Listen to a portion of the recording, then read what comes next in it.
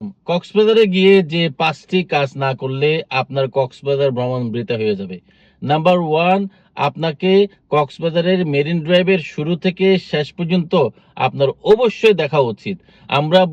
আমরা নিজেরা বাংলাদেশী হিসেবে প্রাউড ফিল করে বলি যে Cox's Bazar is the longest Sandy unbroken Sandy sea beach in the world. এটা মুখে বলে যতই গর্ব করি না কেন, আমরা কিন্তু কক্সবাজারে গিয়ে সুগন্ধা বিচ আর লাবণী বিচ আর এই সামান্য একটু কলাতলিতে ১-২ মাইল ঘুরে চলে আসি যায় না। তাহলে আপনি মেরিন ড্রাইভে যদি না যান, আপনি কক্সবাজারের যে প্রকৃত সৌন্দর্য ওইটা আপনি দেখতে পারবেন না। কারণ যেখানে যেখানে যত বেশি মানুষজনের আনাগোনা হয়, ওখানে ন্যাচারাল বিউটি নষ্ট হয়ে যায়। আর ইনানির পরে যখন আপনি ওই টেকনাফের দিকে যত বেশি যাবেন, তত বেশি আপনি ন্যাচারাল বিউটি দেখবেন। কারণ ওদিকে মানুষজন কম। ড্রাইভ দিয়ে যখন যাবেন, তখন পাহাড় আর সাগর কাছাকাছি চলে আসে। আপনি এক পাশে পাহাড় আর এক পাশে সাগর রেখে ড্রাইভ করতে পারবেন। নিজের গাড়ি থাকলে অবশ্যই আপনার কক্সবাজারের টেকনাফের 0 পয়েন্ট পর্যন্ত ড্রাইভ করা উচিত। নাম্বার 2, যে কাজটা আপনার অবশ্যই করা উচিত, সেটা হচ্ছে মহেশখালী বা কুতুবদিয়া যে সি বোট যেগুলো আছে, স্পিড বোট, সি বোট নিয়ে আপনার সমুদ্র ভ্রমণ। তাইলে ওই যে জার্নিটা, সারাদিনের একটা জার্নি, এই টেকনাফে যাওয়ার জার্নি, সরি মহেশখালীতে যাওয়া আসার যে journey, this is very adventurous. Number 3, আপনি কক্সবাজারে গেলেন, আপনি সমুদ্রে গোসল না করে আপনি 5 স্টারের সুইমিং পুলের পচা পানিতে গোসল করে চলে আসলেন, আপনার কক্সবাজার ভ্রমণ ব্যর্থ। কারণ কক্সবাজারের সাগরের সাথে আপনি পৃথিবীর কোনো সাগরের তুলনা করতে পারবেন না। কারণ কক্সবাজারের সাগর এক হচ্ছে লবণাক্ত, 2 নম্বর হচ্ছে ওয়ার্ম ওয়াটার, 3 নম্বর হচ্ছে যে আপনার সাগরের যে ঢেউ। এই 3টা জিনিস মিলে যখন আপনি কক্সবাজারের সাগরে আপনি যদি সাঁতার নাও পারেন, কাছ থেকে যদি একটু ডুব দেন 15-20 মিনিট, আপনার শরীরের ব্যথা চলে যাবে, স্কিন ডিজিজ আপনার ভালো হয়ে যাবে। 4 নাম্বার, আপনার আরেকটা কাজ যেটা করা উচিত, সেটা হচ্ছে কক্সবাজারের বালিও বেশি স্পেশাল। আমি লন্ডনে থাকি।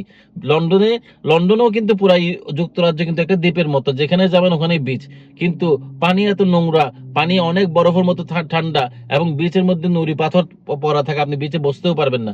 আপনি কক্সবাজারে গেলে অবশ্যই পুরো শরীর বালির ভিতরে ঢুকিয়ে দিয়ে আপনার আধা ঘন্টা 1 ঘন্টা থাকা উচিত। আমি কক্সবাজারের সন্তান, কক্সবাজারে আমার বেড়ে ওঠা, কক্সবাজারে আমার জন্ম, কক্সবাজারে আমার হোটেলের ব্যবসা, আমার বাপ চাচার হোটেলের ব্যবসা 40-50 বছর ধরে। ওই অভিজ্ঞতা থেকে এই কথাগুলো বলছি। আপনি কক্সবাজারে গিয়ে সবাই আমরা সূর্য অস্ত দেখি, সূর্যোদয় কয়জনে দেখি। আপনি কক্সবাজারে যাবেন শুধু সাগর দেখার জন্য? না, কক্সবাজারে কিন্তু আপনি যাবেন পাহাড় দেখার জন্য। এবং আপনি যদি বান্দরবন যান, আপনি পাহাড় দেখবেন, কিন্তু পাহাড়ের উপর থেকে সাগর আপনি দেখতে পারবেন না।